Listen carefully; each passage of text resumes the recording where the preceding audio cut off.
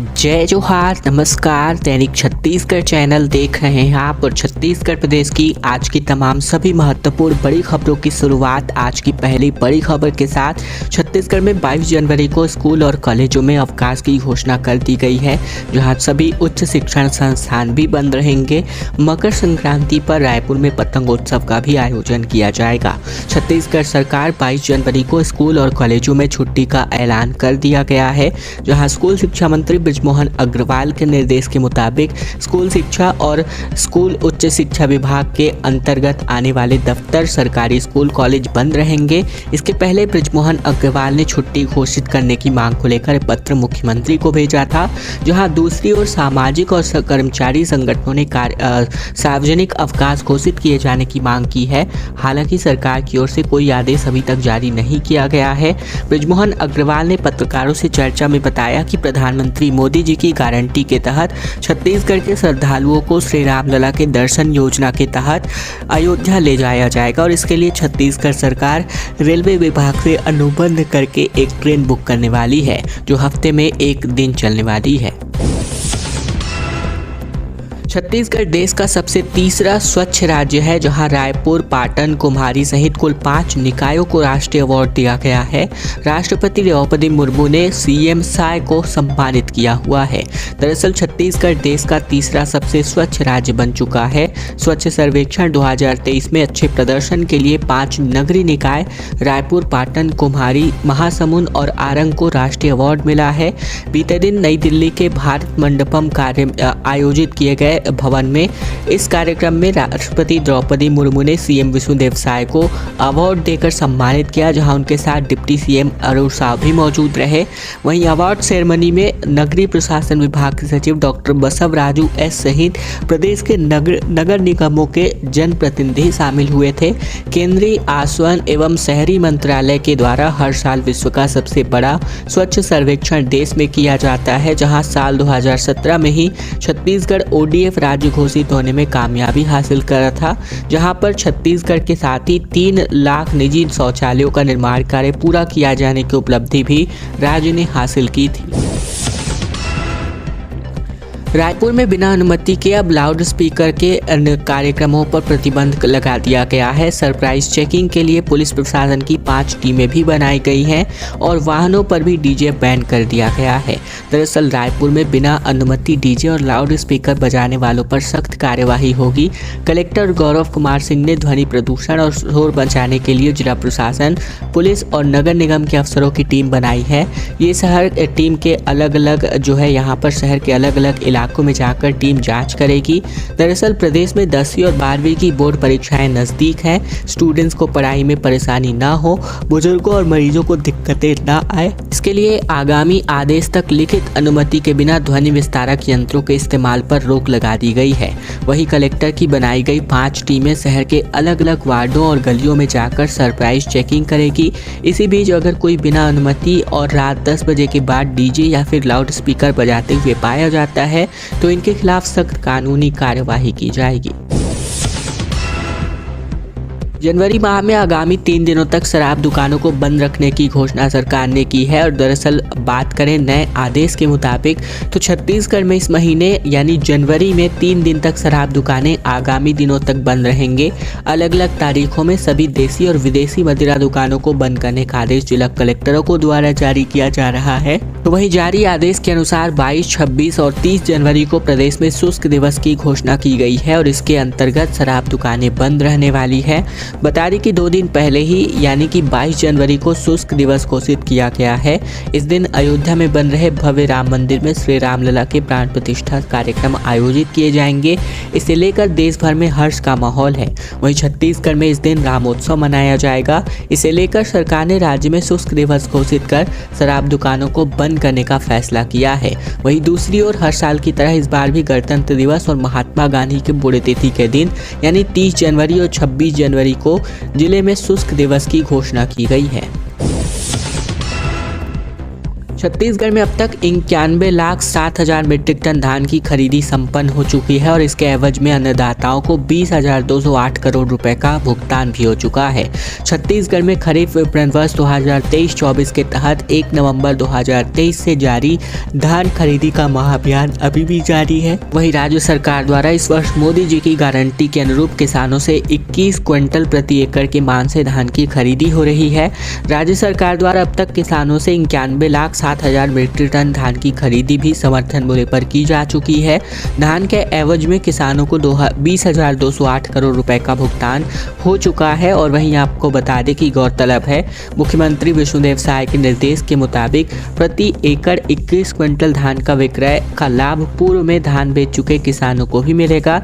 इसका आशय ये है कि 1 नवंबर से लेकर अब तक पूर्व निर्धारित मात्रा के अनुरूप धान बेच चुके किसान शेष मात्रा का धान उपार्जन केंद्रों में 31 जनवरी के पहले तक कभी भी धान मंडी पर बेच सकते हैं।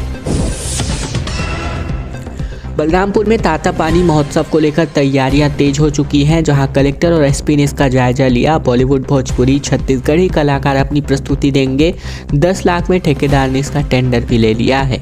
बलरामपुर जिले में तातापानी महोत्सव के आयोजन की तैयारियों को लेकर अब अंतिम दौर में तैयारियां हैं, जहां कलेक्टर रेमिजियुस एक्का ने कार्यक्रम स्थल का दौरा कर अधिकारियों को काम जल्द पूरा करने का निर्देश दिया। तातापानी महोत्सव में बॉलीवुड से लेकर भोजपुरी कलाकारों के साथ ही आदिवासी संस्कृति परंपरा के मुताबिक ट्राइबल फैशन वॉक का भी आयोजन किया जाएगा।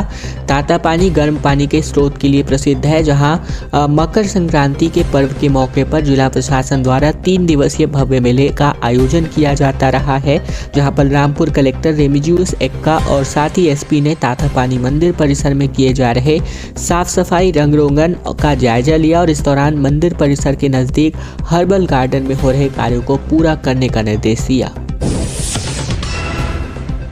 छत्तीसगढ़ में अब राम वन गमन पर्यटन परिपथ का नक्शा बदलने की तैयारी है, जहां रमन कार्यकाल में पुरानी समिति की रिपोर्ट पर प्रस्ताव बनाने अफसरों को निर्देशित कर दिया गया है। अयोध्या में 22 जनवरी को रामलला के प्राण प्रतिष्ठा कार्यक्रम होंगे। इसको लेकर पूरे देश में उत्साह और उत्सव का माहौल है। ऐसे में छत्तीसगढ़ की भाजपा सरकार राम वन गमन पर्यटन परिपथ का मार्ग बदलने की तैयारी कर रही है। अफसरों के मुताबिक रमन कार्यकाल में बनी पुरानी समिति की रिपोर्ट पर नया प्रस्ताव तैयार करने के निर्देश सरकार से मिले हैं। छत्तीसगढ़ पर्यटन मंडल के अधिकारियों ने शासन से मिले जवाब के बाद अमल में लाना इसको शुरू कर दिया है। धर्मस्व एवं पर्यटन मंत्री बृजमोहन अग्रवाल ने कहा है कि कांग्रेस सरकार ने पैसा कमाने के लिए अपने हिसाब से मार्ग तय किया था। राम वन गमन पर्यटन परिपथ मार्ग सही बने, इसके लिए बीजेपी शासन में समिति की ओर से किए गए सर्वे के आधार पर ही इसे आगे बढ़ाया जाएगा। फिलहाल अब ये होता नजर आ रहा है। राजनांदगांव में बूंदाबांदी समेत पेंड्रा में दिन भर कोहरा छाया रहा। उत्तर से आ रही ठंडी हवाओं की वजह से ठंड आगामी दिनों में और बढ़ेगी। 5 डिग्री तक तापमान रात के पारे में देखने को मिल सकते हैं गिरावट के तौर पर। दरअसल छत्तीसगढ़ के मौसम में उतार और चढ़ाव का दौर जारी है। इसी कड़ी में राजनांदगांव में सुबह बूंदाबांदी हो गई। यहाँ दिन में हल्की बारिश की संभावना जताई गई है। वहीं अगर सुबह 9 बजे तक की स्थितियों की बात करें तो अमरकंटक तक घना कोहरा छाया रहा। उत्तर से आ रही ठंडी हवाओं की वजह से आगामी 3 दिनों में दिन और रात दोनों का पारा गिरने वाला है। रात को 3 से लेकर के 5 डिग्री तक, वहीं दिन में 1 से लेकर 2 डिग्री तक तापमान के गिरने की संभावना है। रायपुर समेत आसपास के जिलों में बुधवार को बादल छाए रहे, जिससे हल्की ठंडक भी बनी रही। हालांकि 2 बजे के बाद धूप निकली तो पारा औसत से 3 डिग्री तक ज्यादा रहा।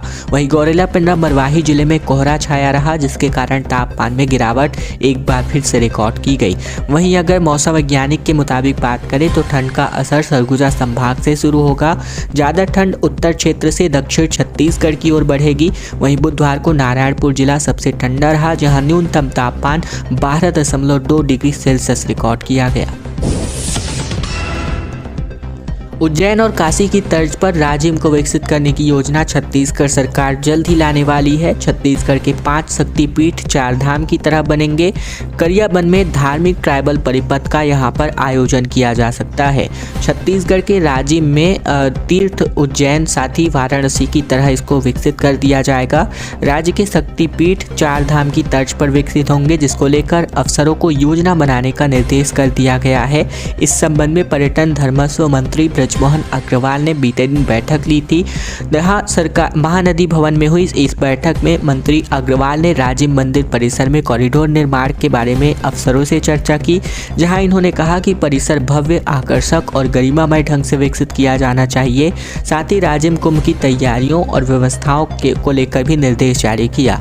संस्कृति मंत्री ब्रजमोहन अग्रवाल ने कहा कि शक्तिपीठ सूरजपुर के कुदरगढ़, चंद्रपुर के चंद्रहासनी मंदिर, रतनपुर के महामाया मंदिर, जबकि डोंगरगढ़ के बमलेश्वरी मंदिर और दंतेवाड़ा के दंतेश्वरी मंदिर 4 धाम की तरह विकसित करने की योजना में शामिल होंगे। बिलासपुर में जल्द ही रेंट अ साइकिल योजना की शुरुआत हो सकती है, जहां जीपीएस से लैस साइकिलें 20 रुपये प्रति घंटे की दर पर उपलब्ध होंगी। ऐप इसके लिए डाउनलोड करना होगा, जो महानगरों की तर्ज पर विकसित है। दरअसल बिलासपुर जिले में ट्रैफिक की झंझटों से राहत और एक स्थान से दूसरे स्थान तक आसानी से पहुंचने के लिए स्मार्ट सिटी ने जीपीएस से लैस साइकिल 20 रुपये प्रति घंटे की दर पर उपलब्ध कराने का फैसला किया है। Rent a cycle smart city की एक अहम योजना है। इस योजना में अभी तक भोपाल, मुंबई सहित देश के कई महानगरों में इस योजना को चलाया जा रहा है। हालांकि राजधानी रायपुर में रेंट अ साइकिल योजना पूरी तरीके से फ्लॉप साबित हो चुकी है। बिलासपुर में इसे सफल बनाने दिल्ली की फर्म शिव शक्ति को 68 लाख रुपए का ठेका दिया गया है और इसे साल 2023 में ही शुरू होना था, लेकिन स्थान के चयन के चलते देरी हो गई। स्मार्ट सिटी मिशन के मद्देनजर मैनेजर सुरेश बहुआ का दावा है कि आम लोगों को 8 साइकिलों की सुविधा हफ्ते भर के अंदर उपलब्ध कराई जा सकती है। छत्तीसगढ़ के जेलों में क्षमता से 2.5 गुना तक ज़्यादा कैदी हैं और इसको लेकर शासन ने कहा है कि रायपुर और बिलासपुर में स्पेशल जेल का निर्माण किया जाए। हाई कोर्ट ने पूछा कि कब तक इसका काम पूरा होगा। छत्तीसगढ़ की जेलों में क्षमता के अनुरूप ज़्यादा कैदी रखने और उनकी समस्याओं को लेकर बिलासपुर हाई कोर्ट ने जनहित याचिका पर सुनवाई की।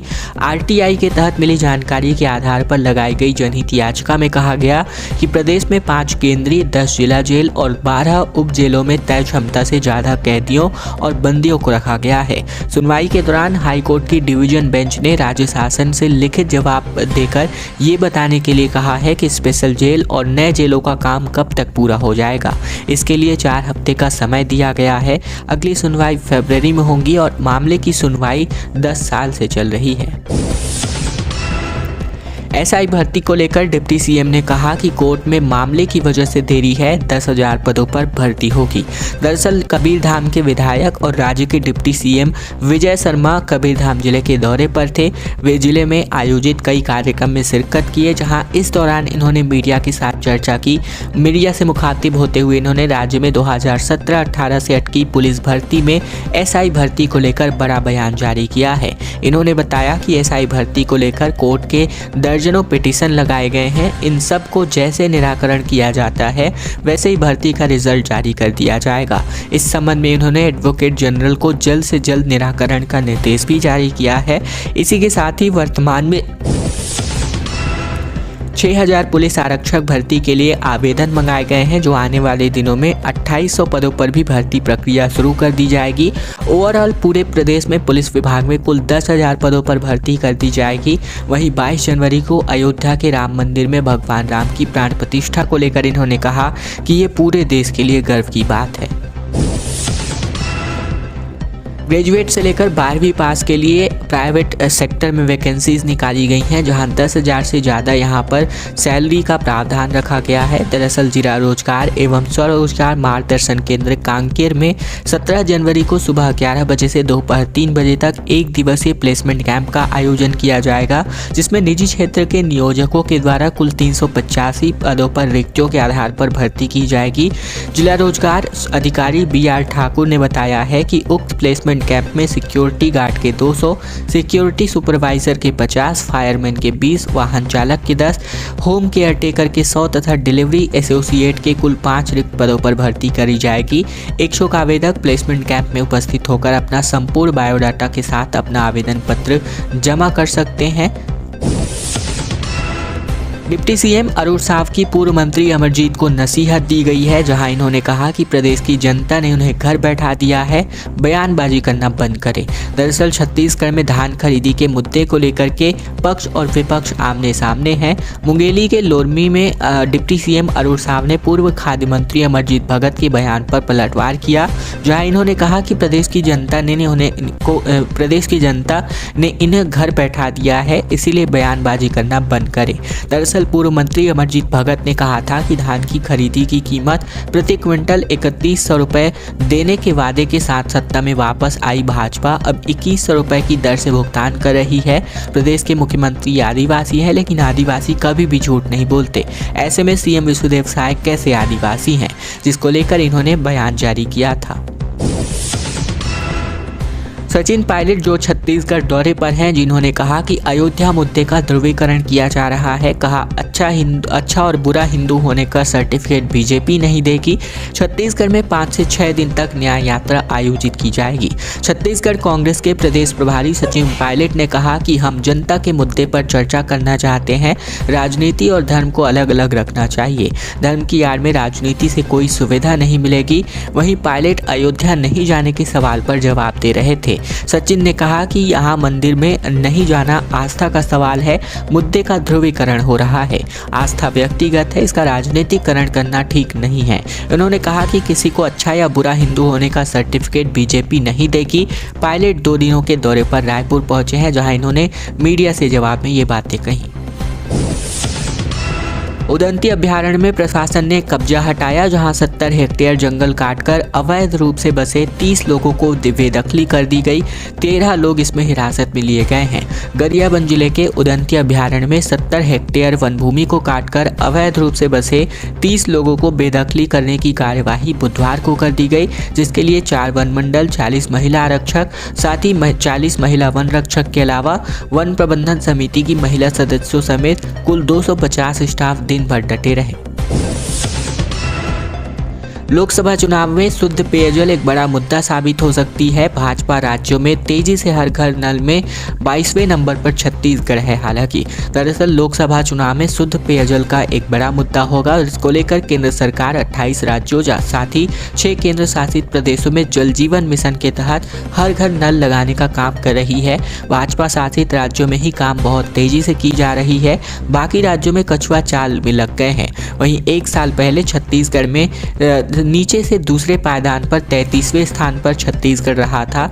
लेकिन अब बात करें तो 28 राज्यों में अभी छत्तीसगढ़ कुल मिलाकर बात करें तो 22वें पायदान पर है।